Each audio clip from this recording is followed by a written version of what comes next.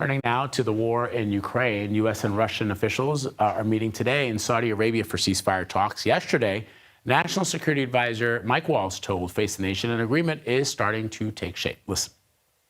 We are now going to talk about a Black Sea maritime ceasefire so that both sides can move grain, fuel, and start conducting trade again in the Black Sea. And then we'll talk the line of control, which is the actual front lines. And that gets into the details of verification mechanisms, peacekeeping, freezing the lines where they are, and then, of course, the broader and permanent peace, which will be some type of discussion of territory for permanent peace and a lasting peace. All right, CBS News contributor Samantha Vinograd joins us now. She's a national security expert, and she's coming to us from Washington this morning. So, Sam, both sides agreed in principle on a ceasefire. So what can we expect?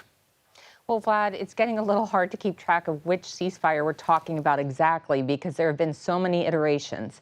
In the first instance, President Trump on the campaign trail mentioned that he would end the war, a permanent ceasefire within 24 hours.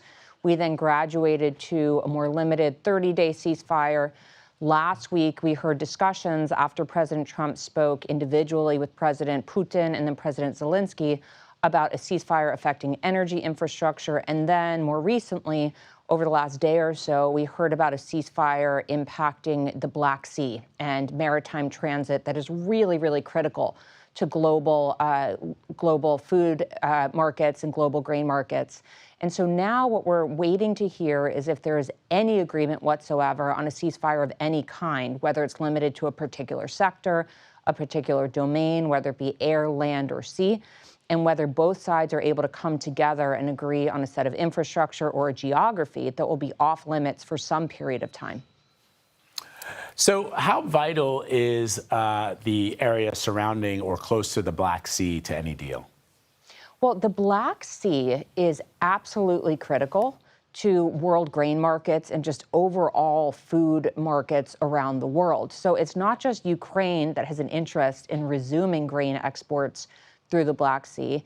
It's also low-income countries that depend very heavily on grain that's exported through these critical shipping lanes. Now, back earlier in the war in 2022, Turkey and the United Nations negotiated an agreement whereby various vessels could pass through the Black Sea. The war had already started, but could pass through the Black Sea with critical grain exports so as to avoid a meltdown and in global food markets around the world. That initiative lasted about a year, and then it faltered, which has led to a huge plummeting in grain availability around the world, which again really is impacting low-income countries. And Sam, just remind us again why this diplomacy is going through Saudi Arabia. I mean, are they looking to see themselves and perhaps have the world see them as a major player when it comes to regional disputes like this, even if they're not in their sphere of influence? Well, Saudi Arabia is not the first country that comes to mind when you think about negotiating an end to the war between Ukraine and Russia.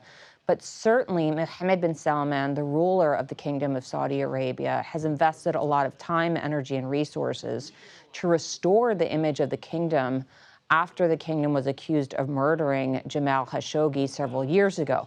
The Kingdom of Saudi Arabia is certainly trying to position itself as a mediator, as a trusted ally of not just the United States, but of other countries around the world, and as a go-to partner when trying to solve issues that are affecting geopolitics on a larger scale. So I think we should expect to see more of Saudi Arabia in the mediation space, much like, for example, we've seen Qatar play this role in other conflicts, including the Middle East conflict that's waging between Israel and Hamas right now.